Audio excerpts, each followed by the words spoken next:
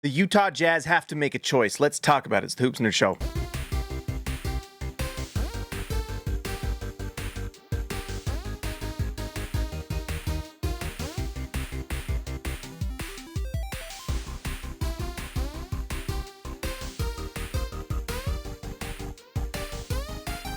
All right, guys, like always, make sure you like the video, subscribe to the channel.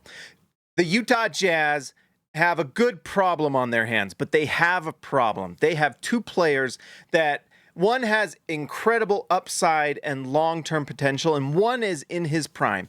You probably know who I'm talking about. The one in his prime is Lauri Markkanen, and the one with long-term incredible potential is Ace Bailey. The way they're playing Lauri Markkanen, the way they're playing Ace Bailey is identical. And at some point, and probably very soon, the Utah Jazz have to make a choice between the two. In preseason, we saw Ace Bailey show everything that he could do. He was much more advanced than we thought. He was running off screens. He was getting shots in the mid-range. The offense was geared around getting him shots, while Lauri Markkanen and all the main starters that we've been seeing this season were not playing. And it was clear that Utah wanted to see what they have. And what they have is a potential star in Ace Bailey. We don't know how good he can be, but we know he's going to be good. We're already seeing incredible flashes. In his last game, he goes 3 for 3 in the mid-range, has multiple assists, an incredible blocked shot, and it was in just 15 minutes. The other thing we're seeing right now is that Lauri Markkanen is at peak form. He has his 51-point game. He's scoring like 30 points per game this season.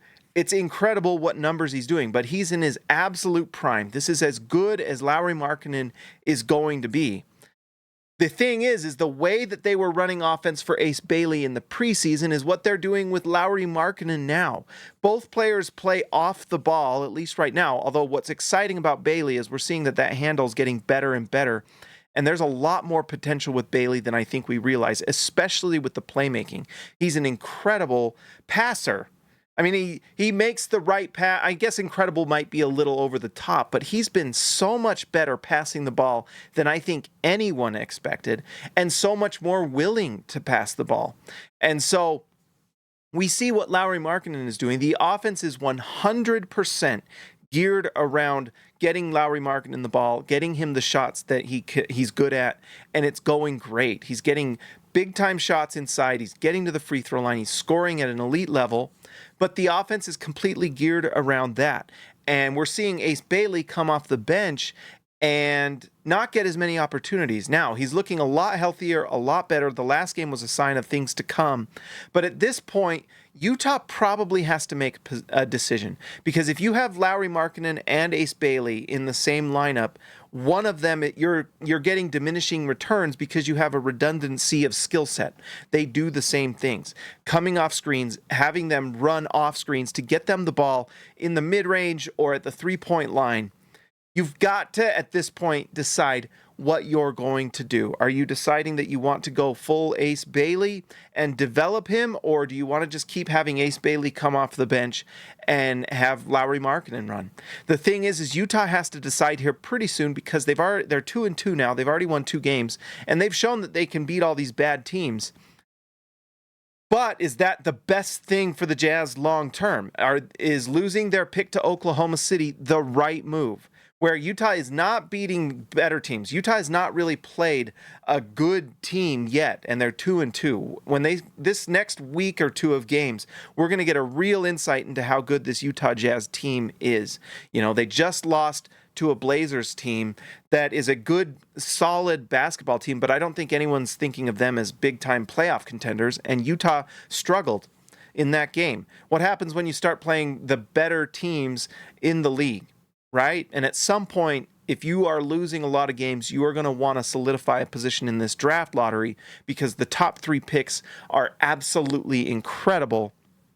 And if you can can pair one of those top 3 picks with Ace Bailey, with Keontae George, if you're keeping Walker Kessler with Walker Kessler, and all of a sudden you've got an incredible young core that you keep building with, the following season Utah will have their own pick, plus the best pick between Cleveland and Minnesota. Minnesota's already slowing down. Mike Conley's coming off the bench. Rudy Gobert is slowing down. Utah is looking like if they can just win this lottery or at least get a top 5 pick and then get picks down the road, the ones they've been hoping for from Minnesota and Cleveland, and if they make a trade, whatever they get from those trades, they're going to be really impressive. But right now, Utah has to really focus on Ace Bailey, in my opinion, and develop his skill set. What we saw in preseason was impressive. He was able to do a lot more than I think anyone thought he could. He looked so much more coachable, so much more willing to make the right pass, to defend. And in a weird way, starting Ace Bailey might make the Jazz a little bit better. He's not the three-point shooter quite yet, at least we'll see. Maybe he is, that Lauri Markkanen is. But it doesn't mean he can't get there. But we're already seeing that mid-range shot and that mid-range pull-up is advanced and probably better than Markkanen already. And you could argue that some of that passing is a little better too. We'll see. It's easier said than done again in preseason than in the regular season. And Lauri Markkanen has shown that he's finally gotten to that point where he's doing well, whoever's guarding him.